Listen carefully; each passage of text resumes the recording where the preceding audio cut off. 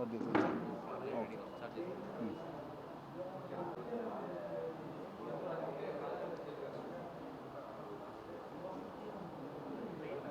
అన్న బాలన్న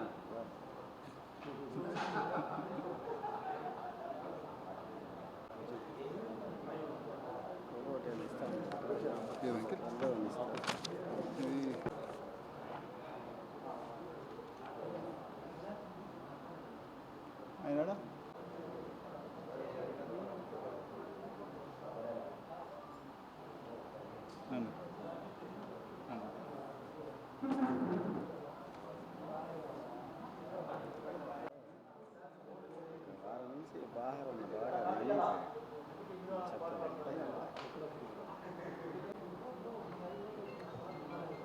స్టార్ట్ చేయొచ్చానా?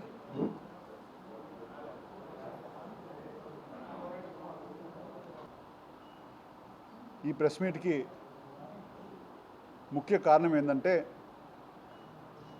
ఈ మధ్యలో సోషల్ మీడియాలో మరియు కొన్ని పత్రికల వాళ్ళు మాటకొస్తే తురాలో అవినీతి జరిగింది, తురాలో ఆక్రమణలు జరిగాయి, తురాలో ఇంకోటి జరిగిందని చెప్పి రోజుకు ఒక లీక్ లాగా వదలడం జరుగుతూ ఉంది. వాళ్ళు లోకల్ ఎమ్మెల్యే శాసనసభ్యులు పులివర్తి నాని గారు ఇలాంటి పనులన్నీ కూడా ఒక విచారణని ప్రభావితం చేసేలాగా ప్రతిసారి వారానికి ఒకరోజు ఈ విధంగా లీక్లు ఇచ్చి మమ్మల్ని డిఫేమ్ చేసేలాగా మాటికి ఈ విధమైన ఆరోపణలు చేస్తున్నారు. దానికి ఈరోజు సమాధానం చెప్పుదామనే ఈ ప్రెస్ మీట్ పెట్టడం జరిగింది. ముందుగా ఇంతకాలం పెట్టకపోవడం కూడా కారణం అదే. ఎందుకంటే ఒక వ్యవస్థ, ఒక ఏసీబీ లాంటి వ్యవస్థ దీని మీద విచారణ చేస్తూ ఉంటే మా స్థాయిలో మేము ప్రెస్ మీట్లు పెట్టి ఇంకోటి చేసి ప్రభావితం చేయకూడదు, నిష్పక్షపాతంగా ఈ ఒక్క విచారణ జరగాలి, మేము చేసిన మంచి కూడా వీళ్ళు చేసిన విచారంగా బయటకు వస్తుందనే ఒక ఆలోచనతో ఇంతకాలం 2 నెలలుగా 3 నెలలుగా ఏసీబీ చేసినా, దాని ముందు విజిలెన్స్ చేసినా, ఏ ఒక్క డిపార్ట్మెంట్ చేసినా కూడా మనం విచారణ అయ్యేంత వరకు మనం మాట్లాడకూడదని చెప్పి ఒక ఆలోచనతోనే ఇంతకాలం పెట్టలేదు. కానీ రోజు మా మీద రాస్తున్నప్పుడు ఖచ్చితంగా సమాధానం ప్రజలకి, అదేవిధంగా ప్రతి ఒక్కరికి చెప్పే బాధ్యత కూడా మా మీద ఉంటుంది. కాబట్టి ఈరోజు దీని మీద ప్రశ్న పెట్టాలనుకుంటున్నాం. ముందుగా వీళ్ళు మేము విచారణ చేయించాం, మేము ఇది చేస్తాం అది చేస్తామని మీరు ఎన్నోసార్లు ప్రగల్భాలు పలుకుతున్నారు. ఈరోజు చెప్తున్నాను, మీరు విచారణ చేయడం కాదు, మా నాన్నగారు 2024 జూలై 6వ తేదీ ఇప్పుడు ముఖ్యమంత్రి నారా చంద్రబాబు నాయుడు గారికి ఒక లెటర్ రాయడం జరిగింది. అదంతా కూడా ఇక్కడున్న పాత్రికేయ మిత్రులందరికీ తెలిసి లెటరు, ఇది ఏమీ సీక్రెట్గా ఏం రాయలేదు.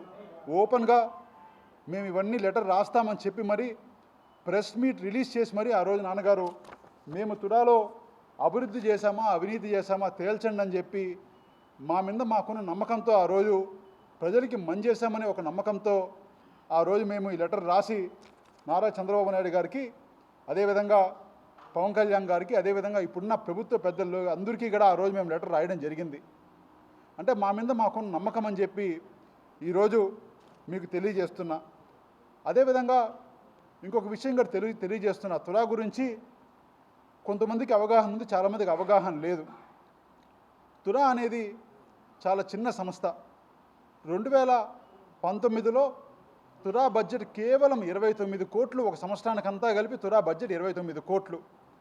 ఎప్పుడైతే మా నాన్నగారు మరియు నేను, మా కుటుంబం తురాకి చైర్మన్లుగా వచ్చామో, తురాని డెవలప్ చేయాలి, ఒక రోల్ మోడల్గా తీసుకురావాలి, తురా ద్వారా ఈ చుట్టుపక్కల ఎన్నో పల్లెలను డెవలప్ చేయాలన్న ఒక ఉద్దేశంతో 2019లో 29 కోట్లు ఉన్న ఒక బడ్జెట్ ఉన్న సంస్థను మేము బయటకు వచ్చేసరికి 2024లో 400 కోట్లు పైగా ఒక సంవత్సరానికి బడ్జెట్ వచ్చేలాగా ఆ రోజు కృషి చేయడం జరిగింది. అందుకుగాను వేదాంతపురంలో మీ అందరికీ తెలుసు, 20 ఎకరాల ల్యాండు వైసీపీ నాయకులు కొంత కబ్జాలో ఉన్నా కూడా ఆ రోజు మేము మొహమాట పడలేదు. ఆ రోజు ప్రజల ఆస్తి ప్రజలకి చెందాలని చెప్పి ఆ రోజు మేము దానికి మొత్తం కూడా కోర్టులో ఫైట్ చేసి మరి అదంతా కూడా ప్రజలకి తీసుకువచ్చి దాన్ని లేఅవుట్ వేయడం జరిగింది. అదేవిధంగా సూరపు కసంలో ఆల్మోస్ట్ 100 ఎకరాల పైగా తురా లేఅవుట్ ఒకటి అక్కడ కొంతమంది రైతులు అక్రమంగా పెట్టుకోవడం కావచ్చు. అదేవిధంగా ఎంఆర్ అనే కంపెనీకి కొంత భాగము ఆ రోజు గవర్నమెంట్ ఇచ్చేస్తే 10 ఏళ్ళు వాళ్ళు స్టార్ట్ చేయకపోవడం కావచ్చు. ఇవన్నీ ఇబ్బందులు ఉంటే నాన్నగారు అదేవిధంగా అప్పుడున్న వీసీ గారు కలిసి అవన్నిటినీ కూడా లీగల్ క్లియర్ చేసి రైతులందరినీ కన్విన్స్ చేసి వాళ్ళందరికీ సపరేట్గా ప్లాట్లు ఇచ్చి మరి ఆ భూమి అంతా తురాకు తీసుకువచ్చి లేఅవుట్ వేయడం జరిగింది. అదేవిధంగా తిరుపతి మున్సిపాలిటీ హ్యాండ్ ఓవర్లో 4 ఎకరాల తురా టవర్స్ ఈరోజు ఏదైతే కడుతున్నారో వాళ్ళ హ్యాండ్ ఓవర్లో ఉంటే ఆ భూమిని కూడా ఆ రోజు సీఎం గారిని రిక్వెస్ట్ చేసి అప్పటి ముఖ్యమంత్రి గారిని రిక్వెస్ట్ చేసి ఆ భూమిని మరీ తురాకు తీసుకొచ్చి తురా టవర్స్ అని కట్టడం జరిగింది.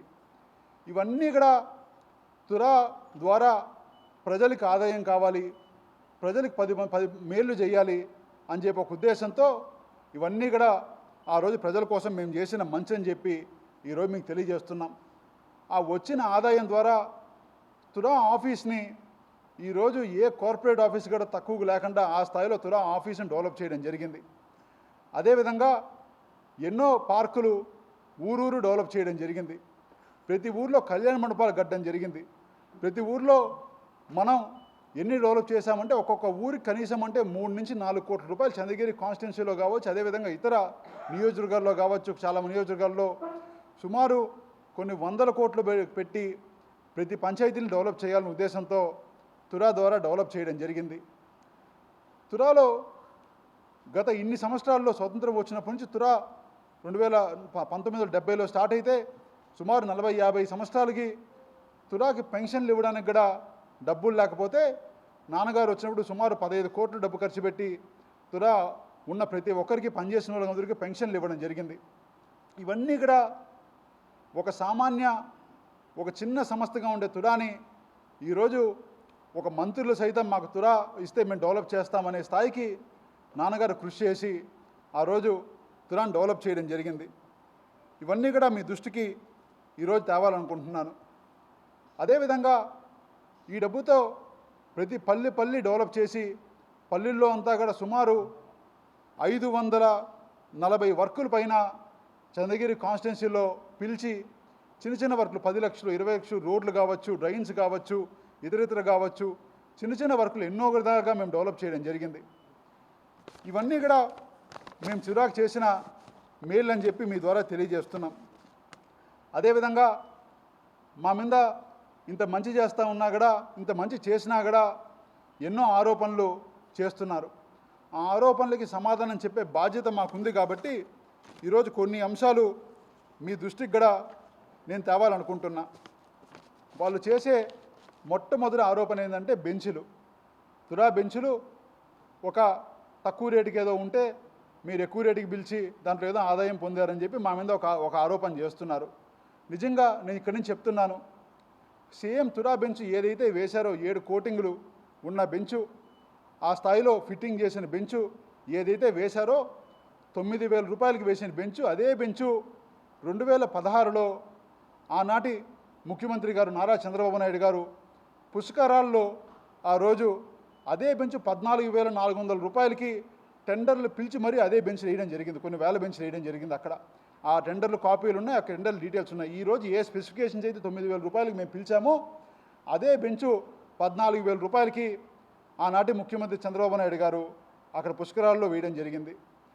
అదేవిధంగా తురా పార్కు గురించి చెప్తున్నారు, ఇన్ని కోట్లు పెట్టి తురా పార్క్ డెవలప్ చేశామని.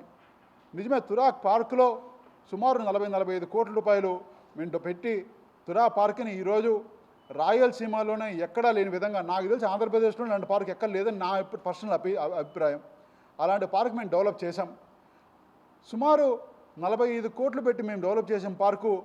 ఈరోజు రోజుకి కనీసం అంటే 3,000 మంది పైగా విజిట్ చేసి నెలకి ఒక 80-90 వేల మంది ఫుట్ఫాల్ ఈరోజు ఆ పార్క్ మీద ఉంది. అదే 70 కోట్లు పెట్టి మీ గవర్నమెంట్లో మీరు అధికారంలో ఉన్నప్పుడు అవిలాల పార్క్ మీరు డెవలప్ చేశారు. ఏది 45 కోట్లు, దానికి సగానికన్నా కొంత ఎక్కువ మేము పెట్టిన పార్క్కి ఈరోజు కొన్ని వేల మంది 500 మంది క్రీడాకారులు వాడుతున్నారు. 2 నుంచి 2,500 మంది ప్రజలు ఈరోజు రోజు వాకింగ్లకి ఇతరకి వస్తున్నారు. మీరు 70 కోట్లు పెట్టి మీరు డెవలప్ చేశారు. ఈరోజు 70 కోట్లు పెడితే అది దాన్ని ఎట్లా ఉపయోగిస్తున్నారనేది నేను కొత్తగా చెప్పాల్సిన అవసరం లేదు. ఎక్కువ ప్రతి ఒక్కరికి కూడా మీ అందరికీ తెలుసు.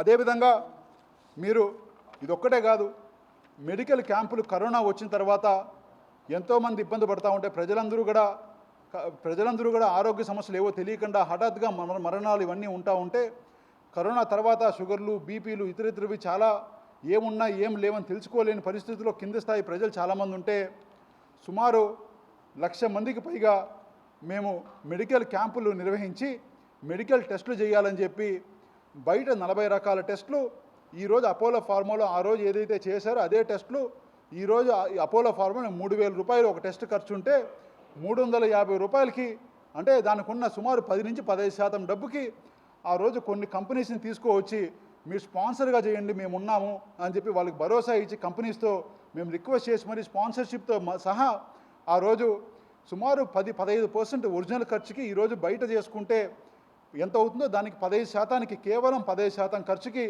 ఆ రోజు తురా డబ్బు పే చేసి సుమారు 1,00,000 మందికి పైగా చంద్రగిరి కాన్స్టిట్యున్సీలో మెడికల్ క్యాంపులు చేయడం జరిగింది. ఇవే కాకుండా ఈ మధ్య సోషల్ మీడియాలో కూడా నిన్న మొన్న కూడా మేము చూస్తున్నాం, ఒక ఆరోపణ చేస్తున్నారు. ఎంపీడీఓ అకౌంట్లో 221 కోట్లు మీరు ట్రాన్స్ఫర్ చేసి అది అవి అక్రమంగా ట్రాన్స్ఫర్ చేశారు, ఇంకోటి ట్రాన్స్ఫర్ చేశారు అని చెప్పి మీరు ఈ మధ్య సోషల్ మీడియాలో కూడా పెట్టేస్తున్నారు.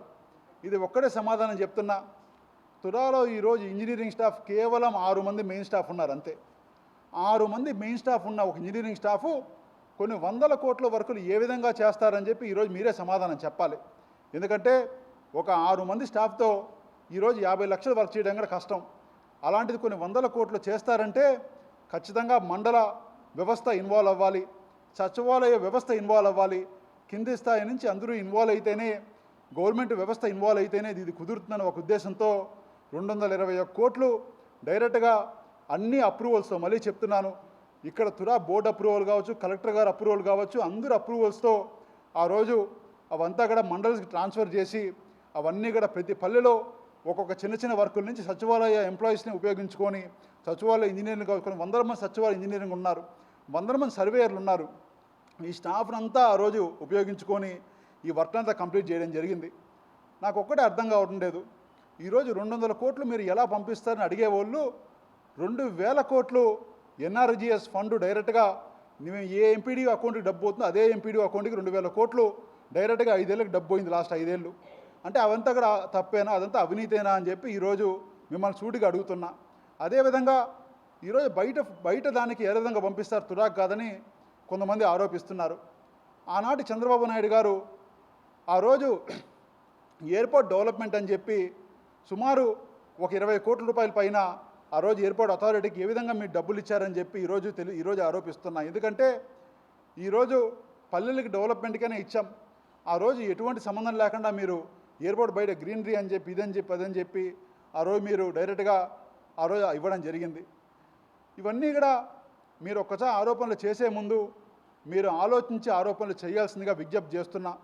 అదేవిధంగా ఇంకోటి కూడా నిన్న ఒక ఆరోపణ చేయడం జరిగింది. మీరు తురా అధికారులని మేమేదో ఒక లెటర్ రాశాము, ఆ లెటర్లో అధికారులను మీరు బలిస్తున్నారు, అధికారులను మీరు ఇది చేస్తున్నారని చెప్పి అధికారుల పేర్లు మేమేదో చెప్పామని చెప్పి ఒకటి మీరు ఈరోజు చెప్పడం జరిగింది. నేను చెప్తున్నా, ఇదే మేము రాసిన లెటర్. అందరూ అధికారులకి మేము వివరణ ఇచ్చుకోవాలి కాబట్టి మా తరపున వివరణ ఏవేవో తురాలో గత 5 ఏళ్ళు అభివృద్ధి జరిగిందో ఆ అభివృద్ధి అంతా కూడా మేము ప్రతి ఒక్కటి రాశాము. కానీ కొంతమంది ఎందుకో తెలుగు చదవడం వచ్చో రాదో నాకు తెలియదు, కానీ మేము రాసింది 26వ పేజీ. మీరు ఒక్కసారి చూస్తే మా నాన్నగారు రాసిన లెటర్లో ఏముందంటే, ఒక్కసారి ఈ లెటర్ మీరు చూడండి. ఈ లెటర్లో ఏముందంటే 26వ పేజీలో మేము గత 5 ఏళ్ళు ప్రజల కోసం ఎంతో కష్టపడి అధికారులు మేము అందరం కష్టపడి అభివృద్ధి చేసిన తర్వాత ఎంతోమంది నిబద్ధతతో అధికారులు పనిచేసిన తర్వాత మీరు నిజంగానే మా మీద కక్ష తీర్చుకోవాలంటే, నిజంగానే మమ్మల్ని ఇబ్బంది పెట్టాలంటే మీరు ఏదో ఒకటి రాసి ఎవరో ఒకరిని బెదిరించి ఒక సంతకం పెట్టించుకొని ఏ తప్పు జరిగిందని లేని తప్పుని మీరు చూపించాలనుకుంటే ఏ అధికారిని ఇబ్బంది పెట్టద్దండి. మేము డైరెక్ట్గానే మమ్మల్ని అరెస్ట్ చేయండి, మేము అధికారులు ఇబ్బంది పెట్టద్దని, మేమున్నాము, మేము ముందున్నామని చెప్పి భరోసా ఇవ్వడానికి అధికారుల కోసం ఆ రోజు మేము ఈ లెటర్ ఒకటి రాయడం జరిగింది. అంటే వాళ్ళు ఒక తప్పుడు స్టేట్మెంట్లతో, తప్పుడు దాంతో ఈ విధంగా ఒక మనిషిని ఇబ్బంది పెట్టాలంటే, మమ్మల్ని ఇబ్బంది పెట్టడానికి కింద అధికారులను బలి చేయాలని అని అనే ఆలోచనతో వాళ్ళు ఉంటే, వాళ్ళందరికీ ఇక్కడ సమాధానం ఏం చెప్పామంటే, మేము సిద్ధం, మిమ్మల్ని అరెస్ట్ చేయాలంటే యాంటిసిపేటరీ బెయిల్ కూడా మేము వెయ్యము, మేము డైరెక్ట్గా మేము అరెస్ట్ చేయాలంటే మేము సిద్ధంగా ఉన్నాం, మీరు ఏమైనా అరెస్ట్ చేసుకోండి, మేము సిద్ధంగా ఉన్నామని చెప్పి ఏ ఒక్క అధికారిని ఇబ్బంది పెట్టొద్దని చెప్పి ఆ రోజు మేము ఈ విధంగా లెటర్ రాయడం జరిగింది. దాన్ని వక్రీకరిస్తూ ఏదో అధికారులను మేము ఏదో చెప్పామని చెప్పి నిన్న సోషల్ మీడియాలో దాంట్లో సర్క్యులేట్ చేస్తున్నారు. నిజంగానే ఇంత బాధాకరంగా తెలుగు చదవడంగా రాని కొంతమంది, ముఖ్యంగా ఇక లోకల్ శాసనసభ్యులు ఒకసారి మీడియా మిత్రులు 26వ పేజీ చదివి ఆయనకి వినిపిస్తే కొంత తెలుస్తుందని చెప్పి కానీ ఇక్కడి నుంచి తెలియజేస్తున్నా. మరొకసారి తెలియజేస్తున్నా, మేము గత 5 ఏళ్ళు ప్రజల కోసం నిష్పక్షపాతంగా కష్టపడినాం, పనిచేసాం. మా సొంత డబ్బే కొన్ని కోట్ల రూపాయలు మేము ఖర్చు పెట్టడం జరిగింది. కోవిడ్లో కావచ్చు, పెళ్లి కానుకలు కావచ్చు, చాలా విధాలుగా ఒకటి కాదు, 2 కాదు, కొన్ని చాలా ఎవ్రీ పండగలకు ఇవ్వడం కావచ్చు, ప్రతి దాంట్లో మేము ఖర్చు పెట్టి ఆ రోజు ప్రజల కోసం కష్టపడడం జరిగింది. మీరు నిజంగానే కక్ష సాధింపుగా మమ్మల్ని అరెస్ట్ చేయాలన్నా, మమ్మల్ని ఇబ్బంది పెట్టాలన్నా, మీ సంతృప్తి పడాలని ఏదైనా చేసినా కూడా ఇక్కడ భయపడే వాళ్ళు ఎవ్వరూ లేరని కూడా మరొకసారి తెలియజేస్తున్నా. ప్రజల కోసం జైలుకి పోవడానికైనా నేనైనా, మా నాన్నగారైనా, మా కుటుంబమైనా మేమందరం సిద్ధంగా ఉన్నాం. ఒకసారి కాదు, 10 సార్లు కాదు, మీరు 100 సార్లు పెట్టినా కూడా ప్రజల కోసం పోరాటం చేస్తాం తప్ప వెనక్కి పోయే ప్రసక్తే లేదని కూడా మరొక్కసారి ఇక్కడి నుంచి మీడియా మిత్రుల ద్వారా ప్రతి ఒక్కరికి తెలియజేస్తున్నా. ఎటువంటి తప్పు ఈ రోజు వరకు మేము ఎప్పుడూ చేయలేదు. ఎటువంటి ఒక చిన్న రూపాయి కూడా ఒక తప్పుడు పని చేసి సంపాదించే ఆలోచన, ఉద్దేశం కూడా మాకు లేదు. మంచి చేద్దామనే ఈరోజు రాజకీయాలకు వచ్చాం. అలాంటిది మా మీద కక్ష సాధింపుగా మా నాన్నగారిని 230 రోజులు అక్రమంగా అరెస్ట్ చేయడం జరిగింది. మా మీద కేసులు పెట్టడం జరిగింది. నా మీద కొన్ని 10ల సంఖ్యలో పెట్టారు. సంబంధం రాజకీయాలకి కొత్తగా ఒక 3 ఏళ్ళు 4 ఏళ్ళ ముందుకు వచ్చింది. నా మీద గవర్నమెంట్ మారిన వెంటనే నా మీద ఎన్ని కేసులు పెట్టారు, అన్ని కేసులు పెట్టారు. మా నాన్నగారి మీద కేసులు పెట్టి అరెస్ట్ చేశారు, మా తమ్ముడి మీద పెట్టారు. ఇంకా మా కుటుంబంలో ఎవరు మిగిలింటే వాళ్ళందరి మీద కూడా కేసులు పెట్టినా కూడా మేము ప్రజల కోసం పోరాడతాం తప్ప మేము వెనక్కి పోమం కూడా ఇక్కడ మీడియా మిత్రులు సాక్షిగా అందరికీ తెలియజేస్తూ మరొకసారి ఈరోజు ఇక్కడ విచ్చేసిన మీడియా మిత్రులందరికీ పేరు పేరున ధన్యవాదాలు తెలియజేస్తున్నా. థ్యాంక్ యూ అన్నాడు.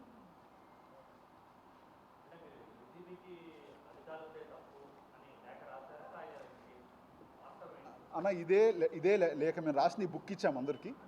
ఈ బుక్లో అధికారులు తప్పు అని చెప్పి ఒక వర్డ్ ఎక్కడన్నా ఉందంటే మేము దేనికైనా సిద్ధం. మేము ఒక్కటే చెప్పాం, మీరు నిజంగా ఇబ్బంది పెట్టాలంటే, మీరు నిజంగా మా మీద కక్ష తీర్చుకోవాలంటే చిన్న వాళ్ళని కష్టపడి పనిచేసి అధికారులను ఇబ్బంది పెట్టద్దు, డైరెక్ట్గా మా మీదకి రాండి అని చెప్పి మేము లెటర్ రాసాం. ఇంత ధైర్యంగా రాసిన లెటర్ నాకు తెలిసి భారతదేశ దాంట్లో నాకు తెలిసి ఎవరు రాస్తారో తెలియదు, కానీ మా నాన్నగారు అయితే ఇంత ధైర్యంగా లెటర్ రాశారని తెలియజేస్తున్నాను.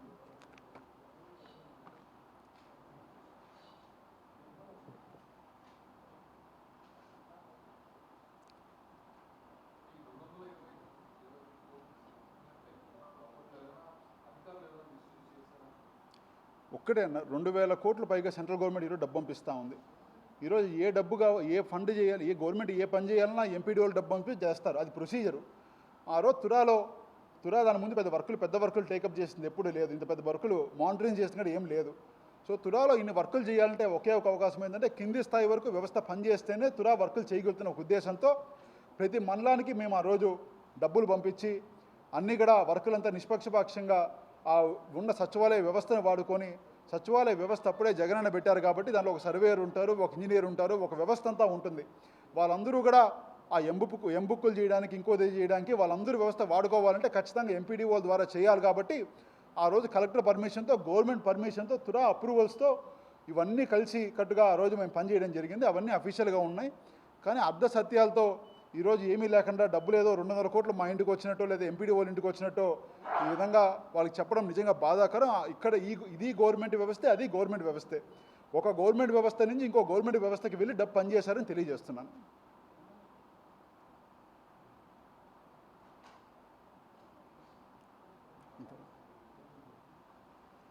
Thank you.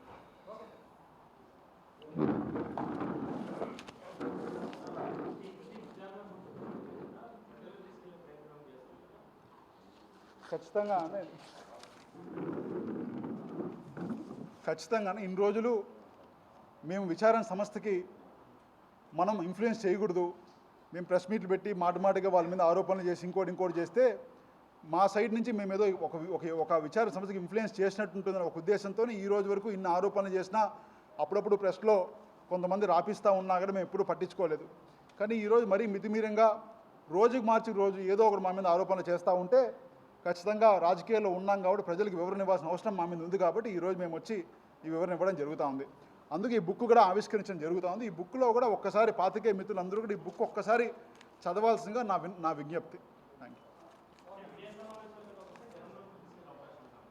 తప్పకుండా అన్న, ఎందుకంటే ఇది మేము రాసిన బుక్లో ప్రతి దానికి చేసిన ప్రతి పనికి మేము సమాధానం చెప్పడం జరిగింది.